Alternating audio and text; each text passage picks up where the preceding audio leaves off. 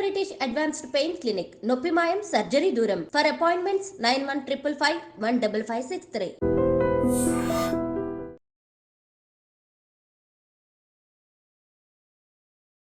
ఈ liver issues అనేది ఎక్కువగా చూస్తూ ఉన్నాం. పొట్టకు సంబంధించిన ఇష్యూస్ అనేవే ఎక్కువగా చూస్తూ ఉన్నాం. ఫాస్ట్ ఫుడ్స్ ఎక్కువైపోయినాయి మనకి. ఈ ఆహార నియమాల్లో మార్పులు రావటం వల్ల రుచి కోసం ఏది తీసుకున్నా అది పొట్ట మీద ఖచ్చితంగా ప్రభావం అనేది చూపిస్తుంది. 100 మందిలో ఇలా ప్రాబ్లం ఉండి నేను ఎండోస్కోపీ చేస్తే 100 మందిలో 80% మందికి కడుపులో మంట, ఇది ఖచ్చితంగా డాక్టర్ దగ్గరికి వెళ్ళాలి అనేది మాకు ఎలా తెలుస్తుందండి? ఒక నెల రోజుల్లోనో 2 నెలల్లోనో ఒక్కసారి కనుక కడుపులో మంట, గుండెల్లో మంట, ఇలా ఏదన్నా కొంచెం ఫుడ్ తేడా జరిగినప్పుడు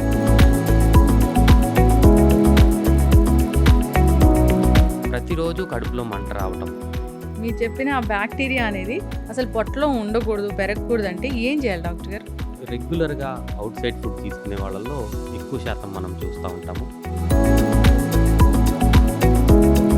ఈ హెలికోబాక్టర్ పైలోరీ ఎక్కువ శాతంగా ఉండే అవకాశం ఉంటుంది. Welcome to I dream media. So ఈ మధ్యకాలంలో మనం వింటున్నాం ఏంటంటే అసలు గ్యాస్ట్రిక్ ఇష్యూస్ అనేవి చాలా ఇబ్బంది పెడుతూ ఉన్నాయి. యాసిడిటీ వచ్చింది లేదా గట్ హెల్త్ పాడైపోయింది ఇలా చెప్తూ ఉన్నారు. అసలు ఎందుకు పొట్టకు సంబంధించిన ఇష్యూస్ అనేవి ఎందుకు వస్తున్నాయి? రాకుండా మరి మనం ఏం జాగ్రత్తలు తీసుకోవాలి? ఆహార నియమాలు అంటే ఏముంటాయి? ఇక ఒకవేళ పొట్టకు సంబంధించి మరీ ఇష్యూస్ వచ్చినప్పుడు ఎటువంటి ట్రీట్మెంట్స్ అనేవి ఉన్నాయి? వివరాలు తెలుసుకుందాం. ఈరోజు మనతో పాటు ఉన్నారు ప్రముఖ gastro enterologist and hepatologist doctor Somasekhara Rao గారు from Yashoda hospitals, hitech city. Doctor గారు నమస్తే అండి. నమస్తే. యశోద హాస్పిటల్లో వన్ ఆఫ్ ద హెడ్ లాగా ఉన్నారు మీరు ఈ విభాగానికి. అయితే డాక్టర్ గారు, ఈ లివర్ ఇష్యూస్ అనేది ఎక్కువగా చూస్తూ ఉన్నాం. పొట్టకు సంబంధించిన ఇష్యూస్ అనేవే ఎక్కువగా చూస్తూ ఉన్నాం. ఏం మాట్లాడినా కానీ మీరు తీసుకునే ఫుడ్ మంచిగా లేదు, మీరు ఈ టాబ్లెట్స్ వేసుకుంటున్నారు, అందుకే మీరు లివర్ పాడైపోయింది, మీరు ఆల్కహాల్ తీసుకుంటున్నారు, లివర్ డ్యామేజ్ అయిపోయింది, లేదంటే ఏదైనా స్పైసీ ఫుడ్ తిన్నారు, గట్ హెల్త్ పాడైపోయింది, పొట్టలో అన్ని భాగాలు పాడైపోయింది అని చెప్తూ ఉన్నారు. అసలు ఏంటి డాక్టర్ గారు, ఎలా ఉంటుంది? ఏదైనా ఒక టాబ్లెట్ వేసుకున్నప్పుడు దాని పనితనం ఎలా ఉంటుంది? పొట్టలోకి వెళ్ళాక అది ఎలా డ్యామేజ్ చేస్తుంది అసలు? మోస్ట్ ఇంపార్టెంట్గా ఫస్ట్ మీరు ఇందాక అన్నారు చాలా గట్ హెల్త్ ఇష్యూస్ ఉన్నాయి అని. డెఫినెట్గా ఇప్పుడు ఏంటి అంటే మన ఆహార నియమాలు బాగా మారిపోయినాయి. లాస్ట్ 20 yearsలో మీరు చూసుకుంటే మనం మన నేటివ్ ఫుడ్ నుంచి కంప్లీట్గా వెస్టర్నైజ్ డైట్, లేదు అంటే మనకి సంబంధించినవి కానీ ఐదర్ ఈస్ట్ అవ్వచ్చు, వెస్ట్ అవ్వచ్చు, ఇటు పక్కన నూడిల్స్ లేకపోతే ఇటు పక్కన బర్గర్స్, పిజ్జాస్, వీటి మీద ఎక్కువ ఫాస్ట్ ఫుడ్స్ ఎక్కువ అయిపోయినాయి మనకి. ఈ ఆహార నియమాల్లో మార్పులు రావటం వల్ల గట్ హెల్త్ డ్యామేజ్ అనేది మనం ఎక్కువగా చూస్తాం జరుగుతుంది. రెండోది టాబ్లెట్స్, మందులు, రకరకాల మందులు ఉన్నాయి, కొత్త కొత్త మందులు చాలా వచ్చినాయి. సో కొన్ని రకాల మందులు, అది అలోపతి అవ్వచ్చు, హోమియోపతి అవ్వచ్చు, ఇంకా ఆయుర్వేదం అవ్వచ్చు, రకరకాల మందుల వల్ల ఈ మందులు బేసిక్లీ ఫస్ట్ పాస్ మెటబాలిజం ఇప్పుడు లివర్ నుంచి వెళ్తుంది జరుగుతుంది. ఈ మందు ఫస్ట్ ఫిల్టరేషన్ లివర్ నుంచి జరుగుతాం, లివర్లో నుంచి పాస్ అవుతాం జరుగుతుంది. ఎందుకంటే మనం తిన్న ఆహారం కానీ మందులు కానీ ఇంటెస్టైన్ లోపలికి వెళ్ళిన తర్వాత అది కరిగి పోర్టల్ వీన్ అనే బ్లడ్ వెజల్, ఈ ఇంటెస్టైన్లో నుంచి ఆ బ్లడ్ వెజల్ బ్లడ్ సప్లై అంతా లివర్కి చేస్తుంది. సో ఒకవేళ కనుక ఆ మందుల వల్ల, కొన్ని రకాల మందుల వల్ల లివర్కి డ్యామేజ్ జరిగే అవకాశం ఉంటుంది. సో ఫస్ట్ ఎఫెక్ట్ లివర్కి ఉండే అవకాశం ఉంటుంది. సో ఇలా మందుల వల్ల లివర్కి డ్యామేజ్ అయ్యే అవకాశం, సో మందుల వల్ల ఇంటెస్టైన్కి కానీ లివర్కి కానీ ఫస్ట్ ప్రాబ్లం వచ్చే అవకాశం చాలా ఎక్కువగా. ఏదైనా స్పైసీ ఫుడ్ తిన్నప్పుడు కూడా అది లివర్ మీద ఎఫెక్ట్ చూపిస్తుందా? స్పైసీ ఫుడ్ లివర్ మీద ఎఫెక్ట్ డైరెక్ట్గా చూపించదండి. స్పైసీ ఫుడ్ ఎప్పుడైనా గ్యాస్ట్రిక్ మ్యూకోజా అంటే పొట్ట లోపల ఉన్న లైనింగ్ మీద దాని ఎఫెక్ట్ ఉండే అవకాశం ఉంటుంది. దీనికన్నా ముఖ్యంగా మనం బయట తింటాం చాలా కామన్ అయిపోయింది. చాలా ఎక్కువ మంది ఎక్కువ శాతం ఏదో ఒక రోజు, వారంలో ఒక రోజు తిందాం అనేవాళ్ళు, వారంలో 5 రోజులు తినేవాళ్ళు, ఇలా రకరకాలుగా బయట ఆహారంకి అలవాటు పడతాం చాలా ఎక్కువగా చూస్తున్నాం. స్పైసెస్ కన్నా అందులో ముఖ్యంగా మనం చూసేది ఏంటంటే ఇన్ఫెక్షన్స్. హెలికోబాక్టర్ పైలోరీ అని ఒక బ్యాక్టీరియల్ ఇన్ఫెక్షన్ కలుషితమైన ఆహారము, కలుషితమైన నీరు ద్వారా మన పొట్ట లోపలికి చేరుకుని మల్టిపుల్ ప్రాబ్లమ్స్, మన పొట్టకి చిన్న పేగులో మొదటి భాగమైన డియోడినంకి పూత రావటం కానీ, అల్సర్స్ రావటం కానీ, ఈ అన్నిటికీ ముఖ్యమైన కారణం హెలికోబాక్టర్ పైలోరీ. ఇదివరకు రోజుల్లో 1960s 1970s వరకు కారం తినే వాళ్ళకు లేకపోతే ఎక్కువ స్పైసీ ఫుడ్ తినే వాళ్ళకి అల్సర్స్ వస్తాయని అనుకునేవాళ్ళు. కానీ ఈ హెలికోబాక్టర్ పైలోరీ అని ఒక బ్యాక్టీరియాని డిస్కవర్ చేసిన తర్వాత 85% మందికి పొట్ట లోపల గానీ, డియోడినం పేగు హ్మ్. లోపల మొదటి భాగంలో గానీ అల్సర్స్ రావటానికి హ్మ్. ఈ బ్యాక్టీరియా కారణమని తెలుసుకోవటం జరిగింది. హ్మ్. ఇంకా 10% మందికి మనం వాడే మందులు కొన్ని రకాల పెయిన్ హ్మ్. కిల్లర్స్ ఇలా దీర్ఘకాలికంగా వాడే మందుల వలన, హ్మ్. ఇంకా ఇతరత్రా రేర్‌గా కొన్ని రకాల మందుల వలన బిస్‌ఫాస్ఫనేట్స్ అంటారు. హ్మ్. మనకి బోన్స్ వీక్‌గా ఉన్నాయని చెప్పి హ్మ్. ఇంజెక్షన్స్ లాగా, టాబ్లెట్స్ లాగా ఇస్తారు. హ్మ్. దీనివల్ల హ్మ్. ఇలాగా కార్డియాక్ మెడికేషన్స్ హ్మ్. ఎకోస్పిరిన్ ఎక్కువ మంది వాడతా ఉంటారు దానివల్ల. హ్మ్. అది 15% మందికి. హ్మ్. 85% మందికి ఈ హెలికోబాక్టర్ పైలోరీ అనే ఇన్ఫెక్షన్ వల్ల వస్తుంది అనేది మనం తెలుసుకున్నాం. హ్మ్. సో, ఈ అన్నిటికి ముఖ్యమైన కారణం హ్మ్. కలుషితమైన ఆహారము, నీరు నీరు. తీసుకుంటాం. ఏది ఇప్పుడు మనము రుచి కోసం ఏది తీసుకున్నా అది పొట్ట మీద ఖచ్చితంగా ప్రభావం అనేది చూపిస్తుంది. సో, చూపిస్తుంది. మీరు ఇన్నేళ్ల సర్వీస్‌లో ఉన్నారు. ఇలాంటి గ్యాస్ట్రిక్ ఇష్యూస్‌తోని అసలు ఎంతమంది వస్తున్నారండి రోజుకి? ఫ్రాంక్లీ స్పీకింగ్ అండి, మనం రోజుకి ఒక యావరేజ్‌గా 30 నేను హ్మ్. 30 పేషెంట్స్‌ని చూస్తే, హ్మ్. అందులో 25 మంది హ్మ్. అంటే ఆల్మోస్ట్ 85% హ్మ్. Gastric issues, gastrointestinal problems. హ్మ్.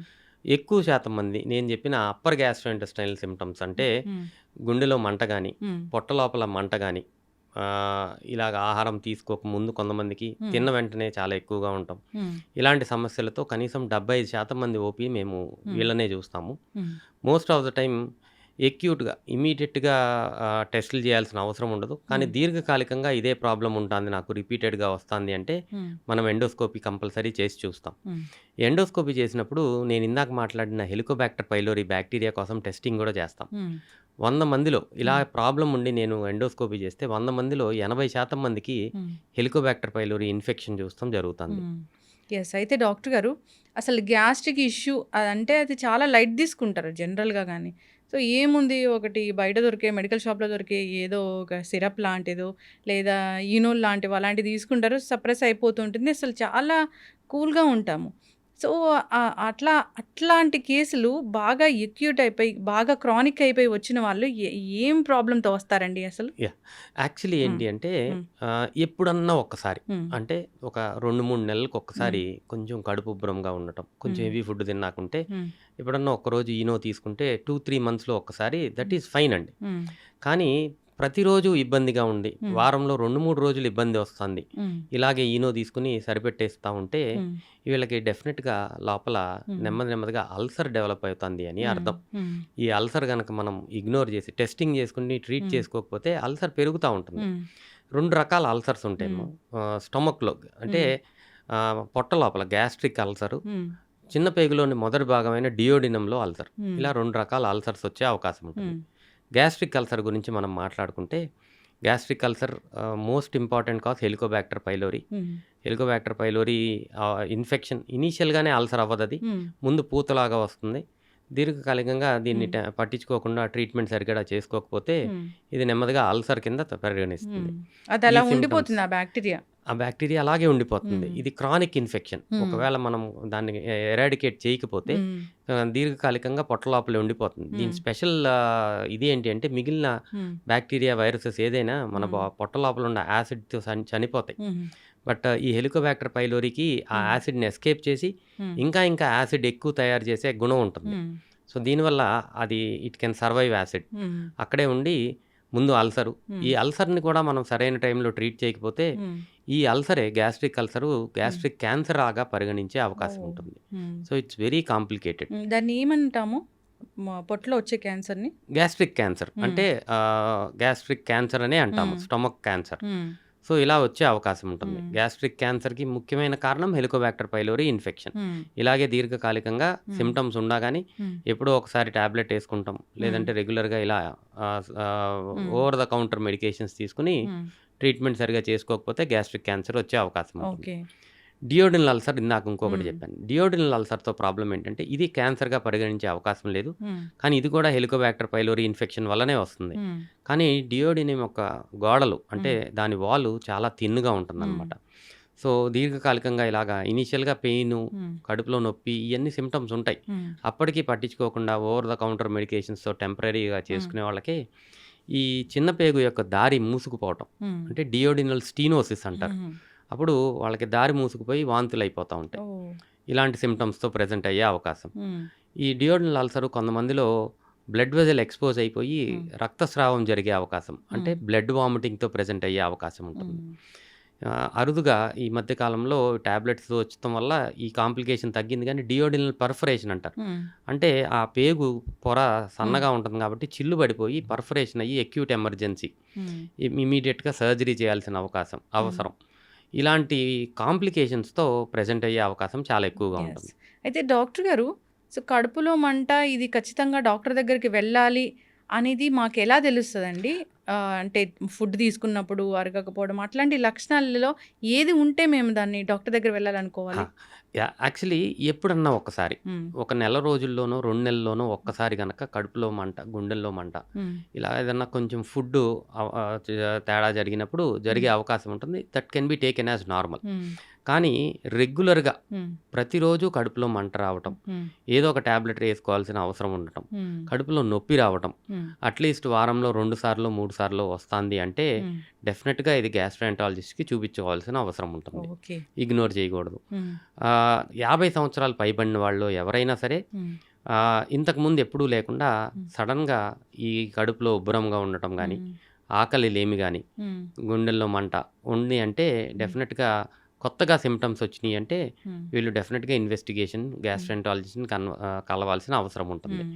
ఎందుకంటే ఆ ఏజ్‌లో మోస్ట్ కామన్‌గా మనం మాలిగ్నెన్సీస్, హ్మ్. క్యాన్సర్స్ చూసే అవకాశం ఉంటుంది. హ్మ్. ఎర్లీ డయాగ్నోసిస్ హ్మ్. విల్ మనకి ట్రీట్మెంట్‌ని చాలా బాగా చేసుకునే అవకాశం ఉంటుంది. ఓకే. సో, యంగ్ పీపుల్ అయితే రెగ్యులర్‌గా ప్రాబ్లమ్ ఉన్నాళ్ళు చూపించుకోవాలి. హ్మ్. 50 సంవత్సరాలు పైబడిన వాళ్ళు హ్మ్. ఇనీషియల్ స్టేజెస్‌లో కూడా వారం, హ్మ్. 10 రోజులు సడెన్‌గా సింప్టమ్స్ స్టార్ట్ అయితే హ్మ్. చూపించుకోవాల్సిన అవసరం ఉంటుంది. యెస్. చాలా మందికి భోజనం చేయగానే వామిటింగ్ సెన్సేషన్ అనేది వస్తుందని చెప్తూ ఉంటారు.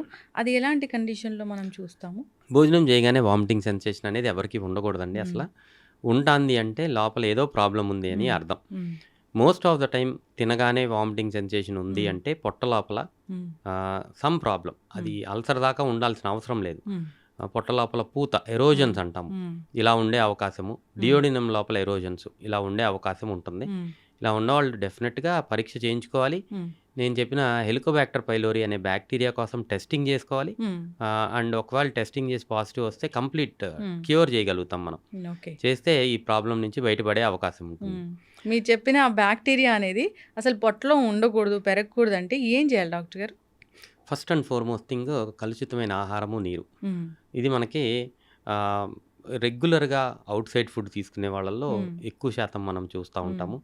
కొన్ని కొన్ని బ్లడ్ గ్రూప్స్ ఉన్న వాళ్ళల్లో ఈ హెలికోబాక్టర్ ఓహ్! పైలోరీ హ్మ్. ఎక్కువ శాతంగా ఉండే అవకాశం ఉంటుంది. హ్మ్. ఓ పాజిటివ్ బ్లడ్ గ్రూప్ ఉన్న వాళ్ళకే హ్మ్. హెలికోబాక్టర్ పైలోరీ ఆహ్, ఇమ్మీడియేట్‌గా వచ్చే అవకాశం చాలా ఎక్కువగా ఉంటుంది. హ్మ్. అంటే ఎప్పుడన్నా ఒక్కసారి తిన్నా ఇది పొట్ట లోపల ఉండిపోయే అవకాశం. హ్మ్. సో, ఇలాగ కొన్ని రకాల కొంతమందికి కొన్ని ఇమ్యూనిటీస్ ఉంటాయి. హ్మ్. ఇమ్యూనిటీ స్ట్రాంగ్‌గా ఉన్న వాళ్ళకే రాకపోవచ్చు. హ్మ్. బట్ బయట రెగ్యులర్‌గా తినేవాళ్ళు హ్మ్. ఎవరైనా సరే ఈ హెలికోబాక్టర్ పైలోరీ ఉండే అవకాశం ఉంటుంది. హ్మ్. సింప్టమ్స్ ఉంటే హ్మ్. డెఫినిట్‌గా ఈ ఈ బ్యాక్టీరియా కోసం హ్మ్. టెస్టింగ్ చేసుకోవాల్సిన అవసరం ఉంటుంది. హ్మ్. సో, జనరల్‌గా ఏదైనా ఇప్పుడు ఫుడ్ చేంజెస్ చేసుకోవడం గానీ, ఇప్పుడు గట్ హెల్త్ ఇంప్రూవ్ అవ్వడానికి ప్రోబయోటిక్స్, ప్రీబయోటిక్స్ ఇలా చెప్తూ ఉంటారు. వాటిని తీసుకోవడం గానీ చేస్తే ఈ బ్యాక్టీరియా అనేది వెళ్ళిపోతదా? హెలికోబాక్టర్ పైలోరీని మాత్రం హ్మ్. Just with probiotics, prebiotics clear చేయటం హ్మ్. కష్టము. హెలికోబాక్టర్ పైలోరీ హ్మ్. అనేది చాలా రెసిస్టెంట్ బ్యాక్టీరియా. హ్మ్. 2 రకాల యాంటీబయాటిక్స్, హ్మ్. ఒక ప్రోటాన్ పంప్ ఇన్హిబిటర్, 3 రకాల టాబ్లెట్స్ 14 రోజులు కోర్స్ ఇవ్వాల్సి ఉంటుంది హ్మ్. కంపల్సరీ దీన్ని క్లియర్ చేయటానికి. హ్మ్. ఇప్పుడు హైదరాబాద్‌లో మేము గమనిస్తే హ్మ్. ఈ హెలికోబాక్టర్ పైలోరీకి వరల్డ్ వైడ్‌గా మనం అమాక్సిసిలిన్, క్లారిథ్రోమైసిన్, హ్మ్. ఒక ప్రోటాన్ పంప్ ఇన్హిబిటర్ ట్రీట్మెంట్ చేస్తున్నాం. హ్మ్. కానీ హైదరాబాద్‌లో చూస్తే ఈ క్లారిథ్రోమైసిన్ అనే యాంటీబయాటిక్‌కి ఆల్రెడీ హెలికోబాక్టర్ పైలోరీ రెసిస్టెంట్‌గా ఉంది. ఓహ్! హ్మ్. సో, అంత తేలిగ్గా ఇది హ్మ్. క్లియర్ అయ్యే అవకాశం లేదు హ్మ్. కాబట్టి జాగ్రత్తగా చూసుకొని హ్మ్. ఏరియాని బట్టి ఏ టైప్ ఆఫ్ యాంటీబయాటిక్ పెట్టాలి హ్మ్. అనేది మనం డిసైడ్ చేసుకొని వాళ్ళని హ్మ్. ట్రీట్ చేయాల్సిన అవసరం ఉంటుంది. హ్మ్. ఒకవేళ మనకి అనుమానం ఉంటే హ్మ్. ఇది క్లియర్ అయిందా లేదా అని తెలుసుకోవడానికి దాని హ్మ్. తర్వాత స్టూల్ టెస్టింగ్ అంటే మోషన్ పరీక్ష చేసి హ్మ్. ఇది కంప్లీట్‌గా క్లియర్ అయిపోయిందా లేదా అనేది కూడా మనం చెక్ చేసుకుంటాం. ఓకే. అంటే ఎవరైనా డయేరియాతోని వెళ్తే, సో, దాంట్లో గూడా మనం టెస్ట్ అనేది చేస్తామా? డయేరియా కారణం గూడా ఇదే అవుతుందా డాక్టర్ గారు? లేదండి. హ్మ్. డయేరియాకి దీనికి సంబంధం ఉండదసల. హ్మ్. డయేరియాకి మల్టిపుల్ అదర్ రీజన్స్ ఉంటాయి. హ్మ్. ఇది క్రానిక్ ఇన్ఫెక్షన్ పొట్ట లోపలుండి హ్మ్. దీర్ఘకాలికంగా ఇది డిస్పెప్టిక్ సింప్టమ్స్ హ్మ్. మంట గాని, నొప్పి గాని, హ్మ్. ఇలాంటి సిమ్టమ్స్‌తో మనం ప్రెజెంట్ అవుతారు. ఓకే. డాక్టర్ గారు మీరన్నట్లుగా ఫస్ట్‌లో మీరు చెప్పారు. బ్లడ్ వామిటింగ్ అని. అది ఎప్పుడు అవుతదండి అసలు? మోస్ట్ కామన్‌గా హ్మ్. బ్లడ్ వామిటింగ్ అనేది అల్సర్స్, హ్మ్. డియోడినల్ అల్సర్ గానీ, స్టమక్‌లో అల్సర్ గానీ హ్మ్. ఉంటే బ్లడ్ వామిటింగ్ అయ్యే అవకాశం ఉంటుంది. హ్మ్. అన్నవాహిక చివరి భాగము ఈసోఫేగస్, హ్మ్. డిస్టల్ ఈసోఫేగస్‌లో యాసిడ్ ఎక్కువగా ఉండి యాసిడ్ రిఫ్లెక్స్ వల్ల హ్మ్. పుండ్లు వచ్చే అవకాశం. అది ఈసోఫేజియల్ అల్సర్స్ అంటారు. హ్మ్. దీనివల్ల కూడా బ్లడ్ వామిటింగ్ అయ్యే అవకాశం హ్మ్. ఉంటుంది. ఇది పెప్టిక్ హ్మ్. పెప్టిక్ అల్సర్ డిసీజ్ అంటారు. సీరియస్ కండిషనే అది. హ్మ్. ఈసోఫేగస్‌లో అల్సర్ ఉండా, పొట్ట హ్మ్. లోపల అల్సర్ ఉండా, స్టమక్‌లో అల్సర్ ఉండా, డియోడినంలో అల్సర్ ఉండా హ్మ్. వచ్చే అవకాశం. హ్మ్. రేర్‌గా క్యాన్సర్ కూడా బ్లడ్ వామిటింగ్‌తో ప్రెజెంట్ అయ్యే అవకాశం ఉంటుంది. హ్మ్. అది ఈసోఫేగస్‌లో అవ్వచ్చు, పొట్ట లోపల అవ్వచ్చు. హ్మ్. ఇది కాకుండా మనకి ఈసోఫేజియల్ వారిసెస్ అంటారు. హ్మ్. అంటే లివర్ ప్రాబ్లమ్ ఉన్న వాళ్ళలో హ్మ్. అన్నవాహిక లోపల బ్లడ్ వెసల్స్ ఉబ్బిపోయి ఉంటాయి. హ్మ్. ఈసోఫేజియల్ వీన్స్ ఉబ్బిపోయి హ్మ్. ఈసోఫేజియల్ వారిసెస్ అంటారు. హ్మ్. ఈ రప్చర్ అయితే కూడా బ్లడ్ వామిటింగ్ వచ్చే అవకాశం ఉంటుంది. హ్మ్. సో, ఇలాగ మల్టిపుల్ రీజన్స్ వల్ల బ్లడ్ వామిటింగ్ వచ్చే అవకాశం ఉంటుంది. హ్మ్. ఇది సీరియస్‌నెస్ అనేది అమౌంట్ ఆఫ్ బ్లడ్ బట్టి, ఏజ్ బట్టి, హ్మ్. వీళ్ళ కోమార్బిడిటీస్ ఇంకా హ్మ్. ఏదన్నా ప్రాబ్లమ్స్ ఉన్న వాళ్ళని బట్టి డిసైడ్ చేయగలుగుతాం. హ్మ్. So, young patient just small quantity of blood vomiting అయ్యింది అంటే హ్మ్. ఈసోఫెజైటిస్ అనుకోవచ్చు. హ్మ్. అది అంత సీరియస్ అయిన విషయం కాకపోవచ్చు. హ్మ్. కానీ అల్సర్ వల్ల గానీ, ఈసోఫేజియల్ వారిసెస్ వల్ల గానీ హ్మ్. బ్లడ్ వామిటింగ్ అయితే ఇది హ్మ్. కొంచెం సీరియస్ కండిషన్ కిందే మనం జంప్ చేసుకోవాలి. ఓకే. అండ్ ఇమ్మీడియేట్‌గా ట్రీట్మెంట్స్ అవైలబుల్‌గా ఉన్నాయి. హ్మ్. ఇదివరకు రోజుల్లో లాగా బ్లడ్ వామిటింగ్ అయితే కంగారు పడాల్సిన అవసరం లేదు. హ్మ్. మనం ఇమ్మీడియేట్‌గా ఇంజెక్షన్స్ స్టెబిలైజ్ చేసుకొని ఎండోస్కోపీ మనం చేస్తే, హ్మ్. ఎండోస్కోపీలో మనకి ఎక్కడి నుంచి బ్లడ్ వామిటింగ్ అవుతుంది అనే హ్మ్. సోర్స్ తెలుస్తమే కాకుండా హ్మ్. డయాగ్నోసిస్, దాంతో పాటు ఎండోస్కోపీలో ట్రీట్మెంట్స్ చేసుకోవచ్చు మనం. హ్మ్. ఏ కారణం చేత బ్లీడ్ అవుతుంది అని మనకు తెలిసిపోతే, అదే హ్మ్. అల్సర్ నుంచి బ్లీడ్ అవుతుందంటే ఒక బ్లడ్ వెసల్ మనకి కనపడతా ఉంటుంది హ్మ్. బ్లీడ్ అయ్యేది. హ్మ్. దాని మీద మనం ఇంజెక్షన్స్ చేసి, క్లిప్స్ ఏసుకొని హ్మ్. మనం ఆపేసేయగలుగుతాం. హ్మ్. ఈసోఫేజియల్ వారిసెస్ అన్నా నేను. హ్మ్. బ్లడ్ వెసల్స్ ఉబ్బిపోయి ఉంటాం. దాంట్ హ్మ్. నుంచి బ్లీడింగ్ అవుతుంది అని తెలిస్తే హ్మ్. బ్యాండ్స్ అంటారు. హ్మ్. ఈసోఫేజియల్ వారిసియల్ లైగేషన్ అంటాం. హ్మ్. ఇలాంటి బ్యాండ్స్ ఏసుకొని బ్లీడింగ్‌ని ఆపుకోవచ్చు. స్టెంట్స్ గూడా వేస్తారంట కదా డాక్టర్ యెస్. గారు? హ్మ్. ఇలాంటి ఇనీషియల్ స్టేజెస్‌లో గనక మనం బ్లడ్ ఆపలేకపోతే హ్మ్. కొన్ని రకాల స్టెంట్స్ కూడా ఉంటాయి. హ్మ్. మనం కంప్లీట్‌గా ఈ ఈసోఫేగస్‌ని క్లోజ్ చేసేసేది. హ్మ్. దాంతో కూడా మనం బ్లీడింగ్ ఆపుకోవచ్చు. హ్మ్. ఎక్కువ శాతం ఈ మధ్య కాలంలో with all the advances in endoscopy హ్మ్. 85% 90% హ్మ్. గ్యాస్ట్రోఇంటెస్టైనల్ బ్లీడింగ్‌ని హ్మ్. మనం ఎండోస్కోపీ ద్వారానే ఆపుకుంటాం, కంట్రోల్ చేయటం జరుగుతాంది. ఎండోస్కోపీ అనగానే అందరూ భయపడిపోతూ ఉంటారు డాక్టర్ గారు. ఏదో ఒక పైప్ ఎళ్తుంది, దానికి కెమెరా ఉంటుంది, అలా భయపడిపోతూ ఉంటారు. ఇప్పుడేమైనా అడ్వాన్స్‌కొచ్చాయా దానికోసము? బేసికలీ ఏంటంటే first and foremost thing endoscopy కొంచెం ఇబ్బందికరంగా అనిపిస్తుందండి. హ్మ్. ఎందుకంటే మన విండ్ పైపు, ఫుడ్ పైపు పక్కన పక్కన ఉంటాయి. హ్మ్. సో, మనం స్వాలో చేసినప్పుడు దగ్గు రావటము, హ్మ్. ఇలాంటి సింప్టమ్స్ ఉంటాయి. లోకల్‌గా అనెస్థీషియా ఇచ్చి ఎండోస్కోపీ చేస్తాం. ఓహ్! లోకల్ స్ప్రే చేసుకొని చేస్తాము. హ్మ్. బాగా కోఆపరేటివ్ పేషెంట్ అయితే చాలా కంఫర్టబుల్‌గా చేయించేసుకుంటారు. హ్మ్. డయాగ్నోస్టిక్ ఎండోస్కోపీ మనకి మాక్సిమం హ్మ్. 5 మినిట్స్‌లో అయిపోతుంది. హ్మ్. కానీ చాలామంది ఇబ్బంది పడుతున్నారు కాబట్టి హ్మ్. మనం కాన్షియస్ సెడేషన్‌లో కూడా ఎండోస్కోపీలు చేస్తాం హ్మ్. జరుగుతుంది. అంటే కంప్లీట్‌గా మత్తులో ఉంటారు. మత్తులో 15 మినిట్స్ హ్మ్. కంప్లీట్ అనెస్థీషియాలో మనం హ్మ్. ఎండోస్కోపీ చేసుకోవచ్చు. హ్మ్. ఇలాంటి థెరపటిక్ ప్రొసీజర్స్ హ్మ్. ఏదైనా ఎండోస్కోపీలో ఏదన్నా కనపడబోతుంది, మనకి బ్లీడింగ్ అవుతుంది అన్నప్పుడు హ్మ్. మనం అనెస్థీషియా ఇచ్చుకొని హ్మ్. వాళ్ళకి ఇబ్బంది లేకుండా అనెస్థీషియా ప్రొసీజర్ ఎండోస్కోపీ ప్రొసీజర్ చేసుకోవచ్చు. హ్మ్. సో, ఎండోస్కోపీ గురించి భయపడాల్సిన అవసరం లేదు. అవసరమైనాళ్ళు కంఫర్టబుల్‌గా చేయించుకోవచ్చు. యెస్. ఇప్పుడు గట్ హెల్త్ గురించి మాట్లాడుకున్నాం డాక్టర్ గారు. అసలు గట్ హెల్త్ ఎవరికీ లేదు. అందరూ బయట ఫుడ్ తీసుకుంటున్నారు. ఇష్యూస్ అనేవి వస్తూ ఉన్నాయి. మంచి బాక్టీరియా అసలు ఉండడం లేదని అన్నారు. సో, ప్రోబయోటిక్స్, ప్రీబయోటిక్స్ అని ఎక్కువగా వింటూ ఉన్నాం. అసలు తెలీదు అసలు వాటి గురించి. ఏదో టాబ్లెట్స్ ఉంటాయి లేదా చద్దన్నం ప్రోబయోటిక్ ఇలా చెప్తూ ఉంటారు. ఎలా డిఫైన్ చేస్తారండి? ప్రీబయోటిక్ ఏంటి? అసలు ప్రోబయోటిక్ ఏంటి? ఇవి పొట్టని ఎలా మంచిగా చేస్తాయి అసలు? బాగా అర్థమయ్యేటట్టు ఫస్ట్ చెప్తాను. హ్మ్. ప్రోబయాటిక్స్ అంటే మనకి మీరన్నారు ఇందాక చద్దన్నం. హ్మ్. చద్దన్నంలో మజ్జిగ హ్మ్. ఏసి రోజంతా నైటంతా ఉంచుతారు. హ్మ్. సో, ఒక రకమైన గుడ్ బాక్టీరియా డెవలప్ అవుతుంది. హ్మ్. ఇది ప్రతి ఒక్కళ్ళకి, హ్మ్. ప్రతి ఒక్క హ్యూమన్ బీయింగ్‌కి గట్ మైక్రోబయోమ్ అంటాం. హ్మ్. హ్మ్. గట్ మైక్రోబయోమ్ అంటే కొన్ని లక్షల మిలియన్స్ హ్మ్. ఆఫ్ బాక్టీరియా మన ఇంటెస్టైన్ లోపల ప్రతి ఒక్కళ్ళకి ఉంటుంది. హ్మ్. అది ప్రతి హ్యూమన్ బీయింగ్‌కి పుట్టిన వెంటనే హ్మ్. ఎప్పుడైతే తల్లిపాలు తీసుకుంటారో హ్మ్. కొలెస్ట్రామ్ అంటారు. ఫస్ట్ మిల్క్ చాలా మంచిది మదర్ నుంచి అవును. చిల్డ్రన్‌కి వచ్చేది హ్మ్. అంటారు. ఆ కొలెస్ట్రామ్ ఎప్పుడైతే బేబీలోకి వెళ్తుందో అప్పుడు స్టార్ట్ అవుతుంది. హ్మ్. అప్పుడు ఈ బ్యాక్టీరియా మంచి బ్యాక్టీరియా డెవలప్ అవుతూ మ్మ్. మొదలు పెడతాయి.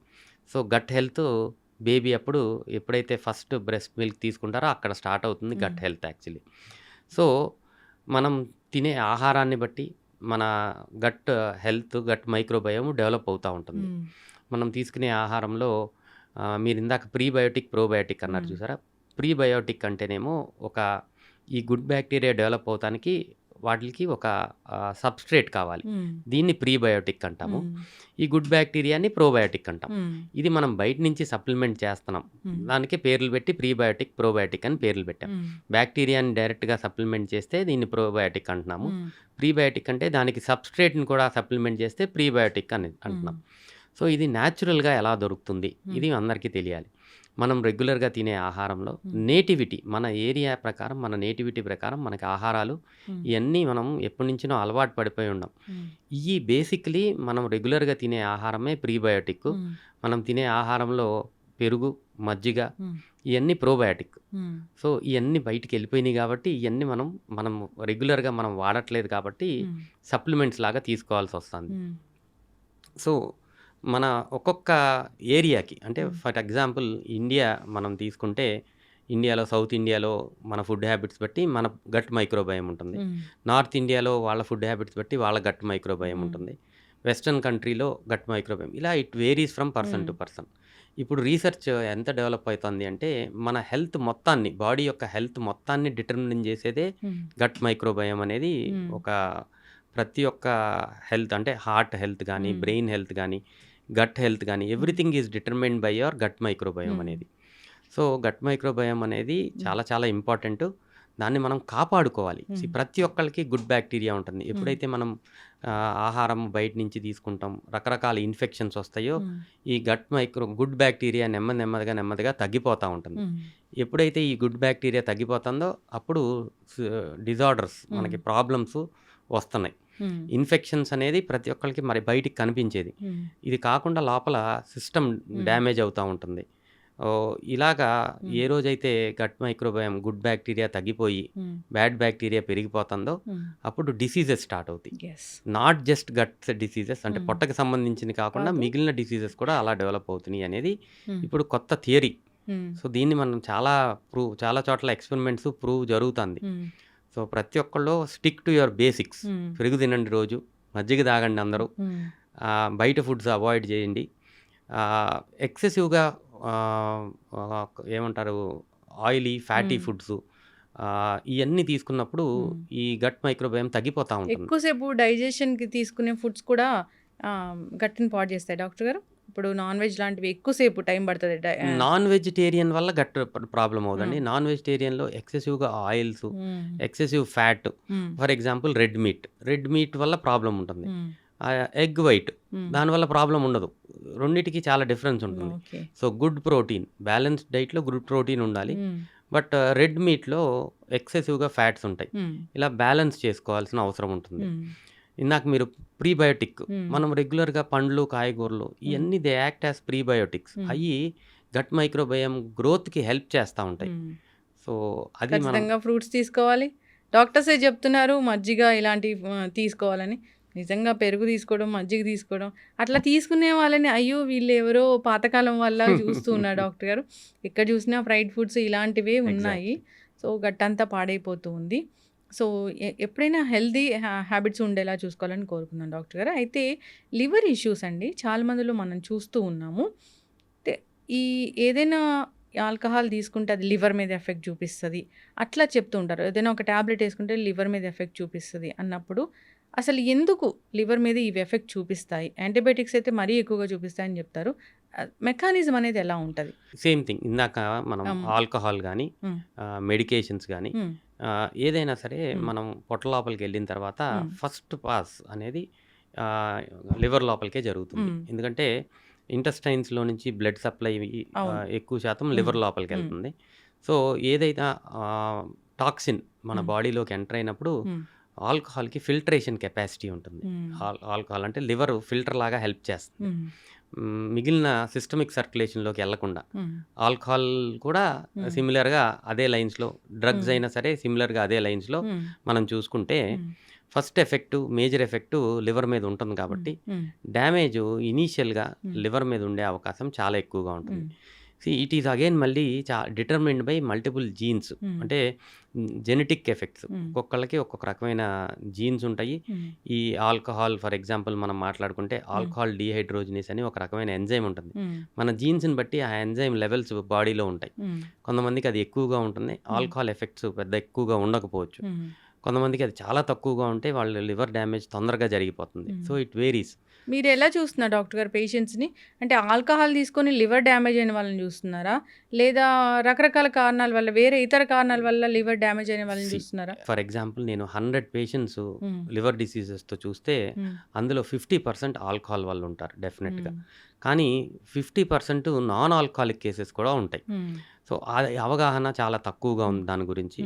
ఆల్కహాల్ ఎక్కువ మోతాదులో రెగ్యులర్గా తీసుకునే వాళ్ళు 5 సంవత్సరాల్లో లివర్ డ్యామేజ్ అయిపోయే వాళ్ళు చాలామంది ఉంటారు. రెగ్యులర్గా అంటే ప్రతిరోజు ఎక్కువ మోతాదులో ఆల్కహాల్ తీసుకునే వాళ్ళు 5 సంవత్సరాల్లో లివర్ డ్యామేజ్ అయ్యే అవకాశం. చాలా లిమిటెడ్ క్వాంటిటీలో రెగ్యులర్గా తీసుకునే వాళ్ళలో 15 సంవత్సరాల్లో లివర్ డ్యామేజ్ అవుతుంది. బింజ్ డ్యామేజ్ అవుతుంది డెఫినెట్గా. ఈ మధ్య కాలంలో మనం యంగ్స్టర్స్లో చూసేది ఏంటి అంటే బింజ్ డ్రింకింగ్, అంటే వీక్లో ఒక్కసారి ఆల్కహాల్ తీసుకుంటారు, బట్ లాట్ ఆఫ్ ఆల్కహాల్ ఒక్కరోజే తీసుకునే అలవాటు ఉంది. దీనివల్ల కూడా లివర్ డ్యామేజ్ అయ్యే అవకాశం ఉంటుంది. అండ్ మేల్స్ ఫీమేల్స్ మనం కంపేర్ చేస్తే ఫీమేల్స్లో తక్కువ క్వాంటిటీ ఆఫ్ ఆల్కహాల్ వల్లనే లివర్ తొందరగా డ్యామేజ్ అయ్యే అవకాశం ఉంటుంది. సో ఇవన్నీ they are determined. So alcohol 50% of liver diseases alcohol వల్లనే మనం చూస్తాం జరుగుతుంది. బట్ ఇప్పుడు ఈ మధ్య కాలంలో మీరు చూస్తే non alcoholic fatty liver disease, అంటే ఆహారంలో కొవ్వు శాతం ఎక్కువగా ఉండటం, ఎక్సర్సైజ్ సరిపడా లేకపోవటం వల్ల ఫ్యాటీ లివర్ అని మనం చాలా మట్టుకు వింటున్నాం. ఏ కారణం చేత మనం లివర్కి స్కాన్ అంటే అల్ట్రాసౌండ్ అబ్డామిన్ చేసుకుంటే ఫ్యాటీ లివర్ ఉంది అంటారు. కానీ చాలామంది ఏమంటున్నారంటే ఫ్యాటీ లివర్ అందరికీ ఉంది, కంగారు పడక్కర్లేదు అంటున్నారు. లేదండి, నెక్స్ట్ 10 ఇయర్స్లో ఆల్కహాల్ కన్నా ఎక్కువ శాతం మందికి లివర్ డ్యామేజ్ అవుతానికి ఈ fatty liver, non alcoholic fatty liver కారణమయ్యే అవకాశం ఉంది. So non alcoholic fatty liver ఉంటే ఏం అవ్వదని చెప్తున్నారు కదా డాక్టర్ గారు, అదే మీరు చెప్పింది. ఫ్యాటీ లివర్ అనేది అందరిలో చూస్తూ ఉన్నాము, అది ఏమి పెద్ద మనకి హెల్త్కి పాడు చేసేది ఏం కాదని చెప్తున్నారు. అది కరెక్ట్ కాదండి, అది అపోహ. ఫ్యాటీ లివర్ డిసీజ్ వల్ల ఈ మధ్య కాలంలో లివర్ సిరోసిస్, అంటే ఎండ్ స్టేజ్ ఆఫ్ లివర్ డిసీజ్ని మనం చూస్తాం జరుగుతుంది. ఈ రోజుకి యాజ్ ఆఫ్ నౌ యుఎస్లో non alcoholic fatty liver disease is leading cause of liver transplantation. Alcohol కన్నా non alcoholic fatty liver. Next 10 ఇయర్స్లో ఇండియా అక్కడ ఉంటుంది. Non alcoholic fatty liver disease వల్ల ఎక్కువ శాతం మందికి లివర్ డ్యామేజ్ అయిపోయి లివర్ ట్రాన్స్ప్లాంటేషన్ అవసరం పడే అవకాశం. సో మనం మేల్కోవాలి, fatty liver disease is dangerous. And early స్టేజ్లో లివర్ డిసీజ్ ఫ్యాటీ లివర్ ఉంది అని తెలుసుకుంటే రివర్సబుల్ అంటే చాలా easy. Just adhering to strict life style, ఆహార నియమాలు, రెగ్యులర్గా ఎక్సర్సైజ్ చేస్తే 90% మందిలో మందులు లేకుండా ఫ్యాటీ లివర్ రివర్స్ అయ్యే అవకాశం ఉంటుంది. ఏం కాదు అంటే ఇగ్నోర్ చేస్తారు ఎవరైనా. లేదు దీనివల్ల డ్యామేజ్ వస్తుంది, ఫ్యూచర్లో డ్యామేజ్ అవుతుంది అంటే రివర్స్ చేసుకునే అవకాశం ఉన్నప్పుడు రివర్స్ చేసుకోవాల్సిన అవసరం ఉంది. ఈ షుగర్ పేషెంట్స్ కూడా లివర్ ఇష్యూస్ ఎక్కువగా వస్తాయంట డాక్టర్ గారు. Most important non alcoholic fatty liver disease.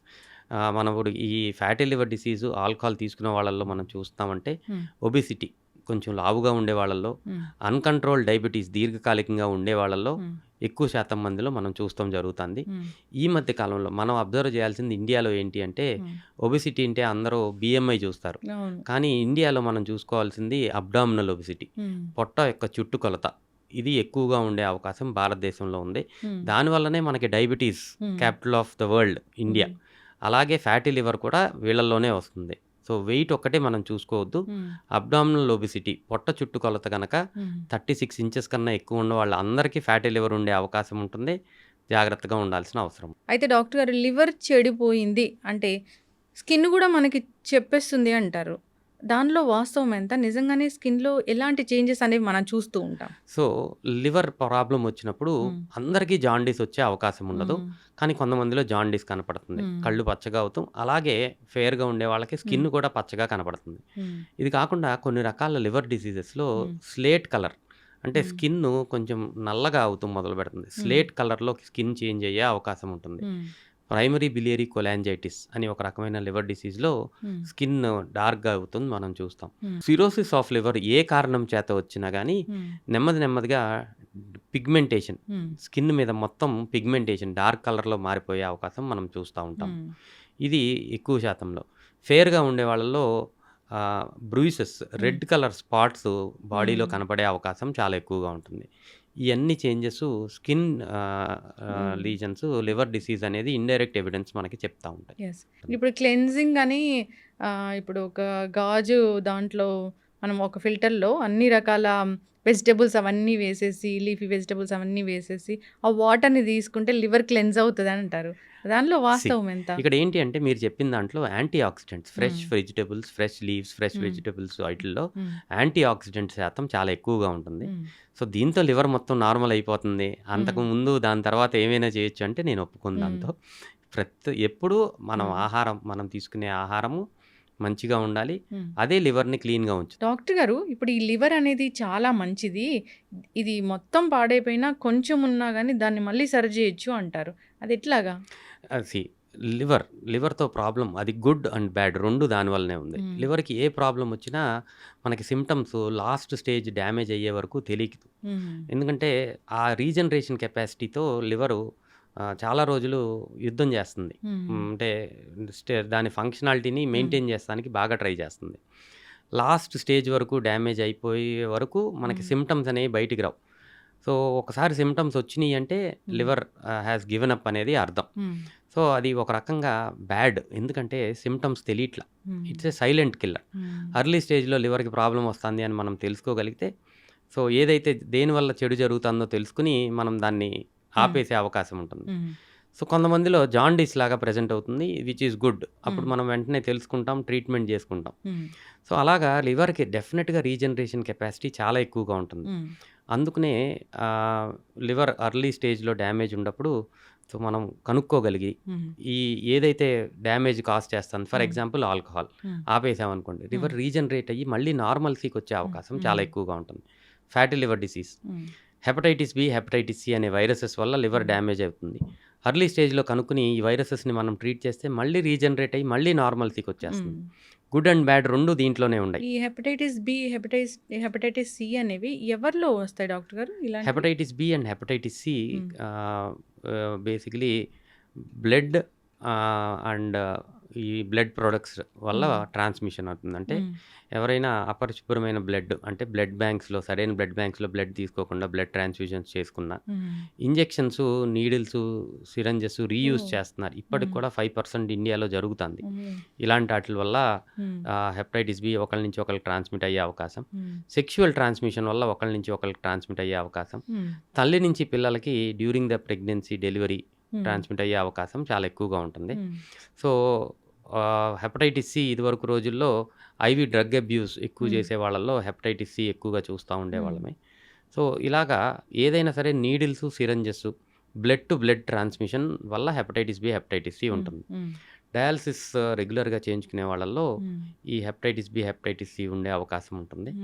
So ప్రతి ఒక్కళ్ళు లైఫ్లో ఒక్కసారైనా సరే ఈ హెపటైటిస్ బి, హెపటైటిస్ సి గురించి పరీక్ష చేయించుకుని ఇలాంటి వైరస్ మన దగ్గర ఉంది లేనిది నిర్ధారణ చేసుకోవాలి. హెపటైటిస్ బి నెగిటివ్ ఉంటే హెపటైటిస్ బికి వ్యాక్సినేషన్ చేయించుకోవాల్సిన అవసరం ఉంది.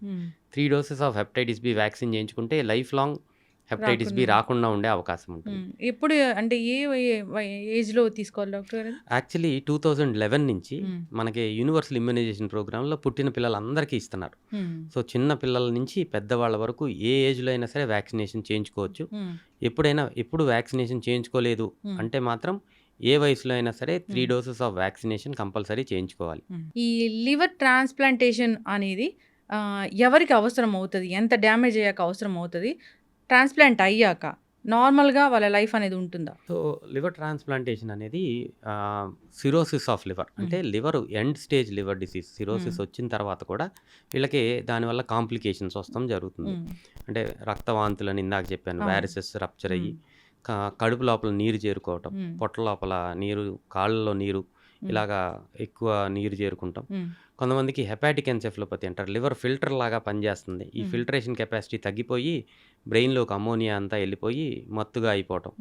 ఇలాంటి కాంప్లికేషన్స్ సిరోసిస్ ఆఫ్ లివర్ వల్ల వస్తాయి. ఇలా వచ్చిన వాళ్ళలో మనం లివర్ ట్రాన్స్‌ప్లాంటేషన్ సజెస్ట్ చేస్తాం. ఇక్కడ చేస్తారా అండి యశోదలో? Liver transplantation. ఇండియాలో లివర్ ట్రాన్స్‌ప్లాంటేషన్ 1999లో స్టార్ట్ చేశాము.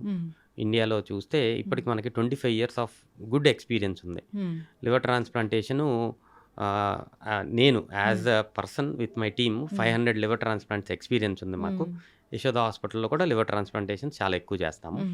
అయితే ఈ లివర్ ట్రాన్స్‌ప్లాంటేషన్ తర్వాత మనం లివర్ ట్రాన్స్‌ప్లాంటేషన్ మోస్ట్ ఇంపార్టెంట్ ఏంటంటే టైమింగ్.